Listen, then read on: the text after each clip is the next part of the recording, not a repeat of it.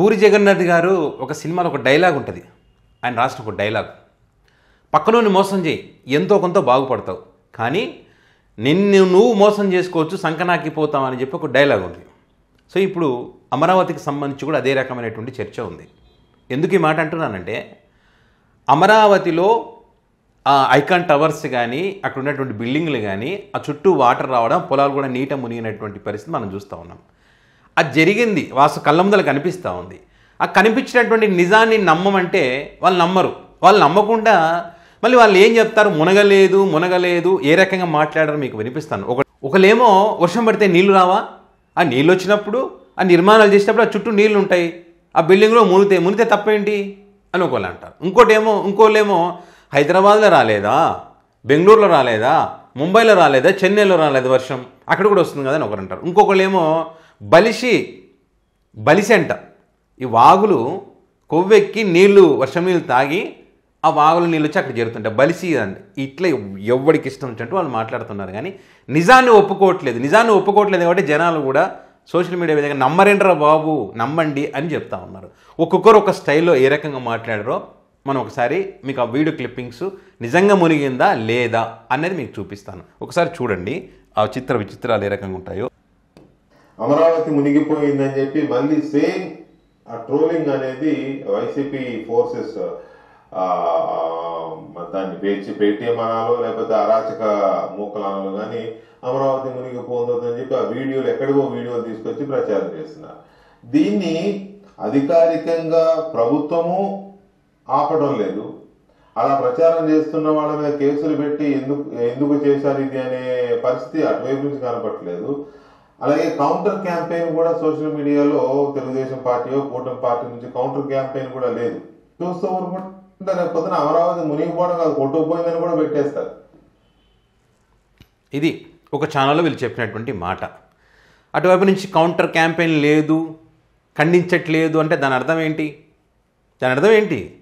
నిజంగానే అక్కడ ఉంది కాబట్టి దాని గురించి ఏం మాట్లాడలేదు. ఛాలెంజ్ వేస్తూ ఉన్నారు కదా, మీ ఛానల్ మీ పత్రికను తీసుకువెళ్ళి అక్కడ వరదలు వచ్చిన చోట నిలబడి ఆ పత్రిక యొక్క డేట్ అవన్నీ చూపించి చూడండి ఇది మునిగిందా లేదా అని డైరెక్ట్ అక్కడికి వెళ్ళి చూపిస్తున్నారు కదా.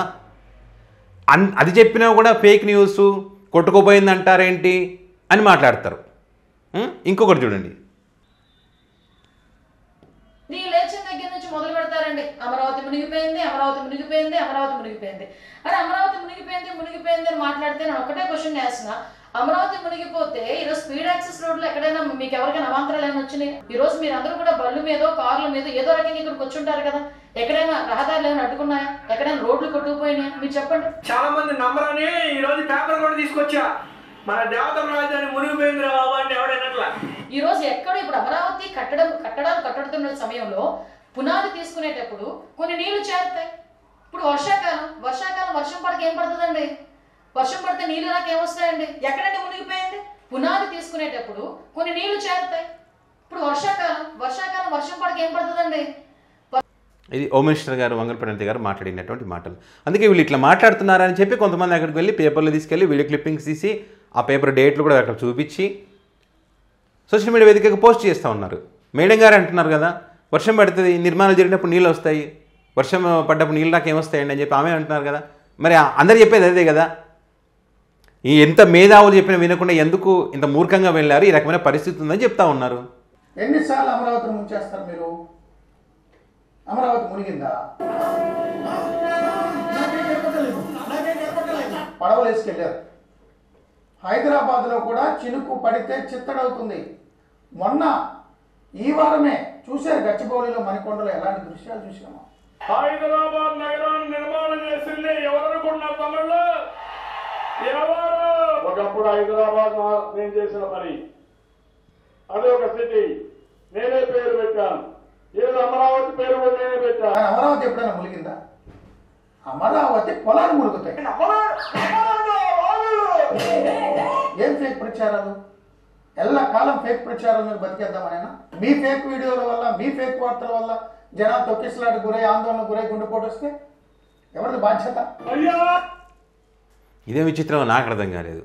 ఈ ఫేక్ ప్రచారం వల్ల అమరావతి మునిగిందని చెప్తే తొక్కిసలాట జరుగుతుందంటే గుండెపోట్లు వస్తాయంట. మీ మాట్లాడితే నిజంగా తొక్కిసలాట జరిగేటట్టుంది, గుండెపోటు వచ్చేటట్టుంది. ఆ నిజాలు తెలుసుకొని మాట్లాడండి అయ్యా బాబు అని కళ్ళ ముందర కనిపిస్తూ ఉంటే మళ్ళీ ఫేక్ ఫేక్ ఫేక్ ఫేక్ అని మాట్లాడి మీరు మొత్తం ఫేకే, మీరు చెప్పేదంతా ఫేకే.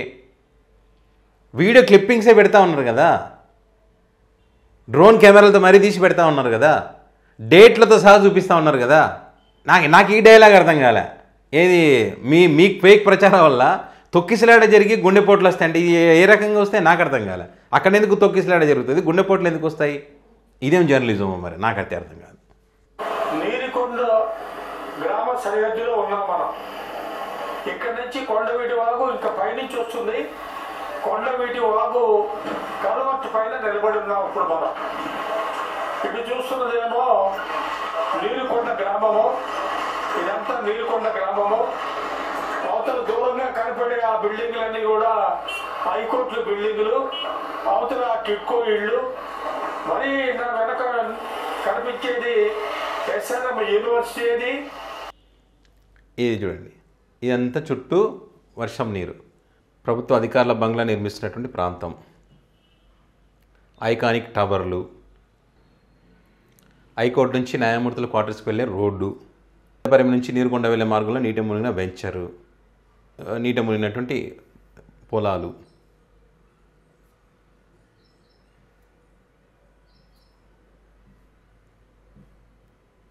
సో ఇది పరిస్థితి. ఈ రకమైనటువంటి పరిస్థితులు ఉన్నాయి అక్కడ అని చెప్పి ఎవరైనా మాట్లాడితే వాహనానికి నిమ్మకాయ కట్టొచ్చు, ఇంటికి గుమ్మడికాయ కట్టొచ్చు, కానీ ఇలాంటి తప్పుడు ప్రచారం మనం ఏం చేస్తామని చెప్పి కామెంట్ చేస్తారు. ఒకరేమో కొవ్వెక్కుపోయి బలిసి వాగులు బలిసి అని చెప్పి ఒకరు కామెంట్ చేస్తారు, ఫేక్ ప్రచారాలు అంటారు, తొక్కిసలాట జరిగి గుండెపోట్లు వస్తాయంటారు. హైదరాబాద్లో చంద్రబాబు నాయుడు గారు ఇక్కడ చెప్పారు, నేనే కట్టాను హైదరాబాద్ అద్భుతంగా అని చెప్పి. హైదరాబాద్ పేరు కూడా ఆయన పెట్టారంట. ఇదేమి చిత్రం మరి. ముంబైలో రాలేదా, చెన్నైలో రాలేదా, బెంగళూరులో రాలేదా, హైదరాబాద్లో రాలేదా, మునగట్లేదా అంటే మేధావులు ఏం చెప్పారు మరి? అయ్యా అలాంటి ప్రాంతాల్లో కూడా ఈ రకమైనటువంటి పరిస్థితులు ఉన్నాయి కాబట్టి ఇది నదీ పరివాహక ప్రాంతం. ఇక్కడ ఈ పర్యావరణాన్ని దెబ్బతీసి ఎందుకని ఇక్కడ రాజధాని నిర్మాణం చేయాలి, అనువైనటువంటి ప్రాంతాలు వేరే ఉన్నాయి కదా అక్కడ నిర్మాణం చేపట్టండి అని చెప్పి నిపుణులు చెప్పింది అదే. నెత్తి నోరు మొత్తుకొని ఇక్కడ వద్దు వద్దని చెప్పింది అదే. ఆ చెప్పినా కూడా వినకుండా నిర్మాణాలు చేపట్టి ఇక్కడ అది కూడా చూస్తూ ఉన్నాం. వర్షాకాలం వచ్చినప్పుడల్లా నీళ్ళు ఎత్తేయడము, ఆ చెట్ల కంపలు ముళ్ళ కంపలు పెడితే దాన్ని కొట్టేయడము. మీరు హైదరాబాద్తో కంపేర్ చేస్తే ఇక్కడ ఉన్నటువంటి పరిస్థితులు వేరు హైదరాబాద్కి సంబంధించి. అప్పుడెప్పుడో నిజాం కాలం నాటి డ్రైనేజ్ వ్యవస్థ ఉంది, చెరువులు కబ్జాలు చేసేశారు, ఇలా ఇంటి నిర్మాణాలు ఎక్కువైపోయినాయి. ఇక్కడ ఇది వేరు రాష్ట్రాల్లో వేరు సమస్యలు ఉన్నాయి. వాటన్నింటినీ దృష్టిలో పెట్టుకునే అలాంటి ఇబ్బందులు ఇక్కడికి రాకూడదనే ఇక్కడ వద్దు అని చెప్పారు. మనం వింటామా? మనం వినకుండా నిజం చెప్తే ఈ రకంగా మాట్లాడతాం. మనం బూతులు తిడతాం, అమరావతులు తొక్కిపెట్టి నారదీస్తాం, పూర్తి చేస్తాం, సమాధులు వేసేస్తాం. పైగా ఇప్పుడు రానున్న రోజుల్లో భారీ వర్షాలు ఉన్నాయని చెప్తా ఉన్నారు. మరి వర్షాలు పడితే ఇంకా ఎలాంటి పరిస్థితులు ఉంటాయో.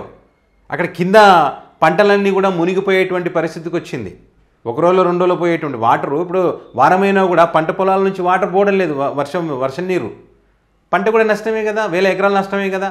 సాక్ష్యాధారాలతో చూపించినా కూడా మీరు నమ్మకుండా దాన్ని ఫేక్ ప్రచారం అంటూ మీరైతే ఫేక్ ప్రచారాలు చేస్తూ ఉన్నారో అది మిమ్మల్ని మీరు మోసం చేసుకోవడమే అవుతుంది.